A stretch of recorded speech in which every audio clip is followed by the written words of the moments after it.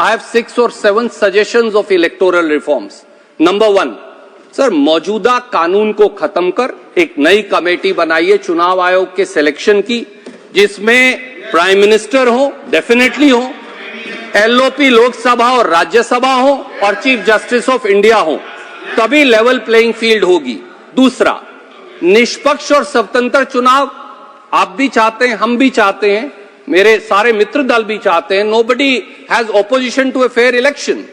If there has to be a fair election and if everybody or large number of people other than BJP now doubt the EVM machine, what is the difficulty in holding elections through a ballot? Let's have election through a ballot. If people are with you, जैसा मेरी बहन कह रही थी, जैसा मेरे मित्र कह रहे थे, अगर लोग आपके साथ हैं तो आप बैलेट से भी जीत जाएंगे, लोग आपके साथ नहीं हैं तो सच सामने आ जाएगा। और जब तक सर बैलेट नहीं होता, वीवीपैट की 100% स्लिप्स की काउंटिंग होनी चाहिए। तीसरा, सर सभी राजनीतिक दल और सभी नागरिकों को वोटर लिस्ट की मशीन रीडेबल कॉपी चुनाव से 3 महीने पहले मिलनी चाहिए और चुनाव की डेट से 3 महीने पहले addition and deletion of voters बंद होना चाहिए, तभी फेयर चुनाव हो पाएगा।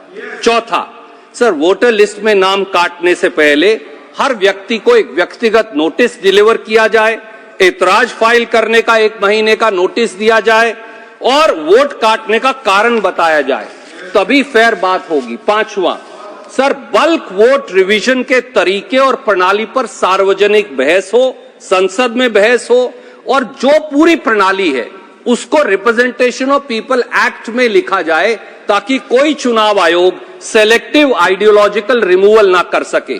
छठा, सर 6 महीने पहले चुनाव से नई कैश ट्रांसफर स्कीम और बेनिफिट ट्रांसफर स्कीम पर पूर्ण पाबंदी लगाई जाए। नंबर 7, सर इलेक्टोरल फंडिंग पर एक राष्ट्रीय बहस हो और वोट शेयर के आधार पर फंडिंग मुहैया करवाई जाए।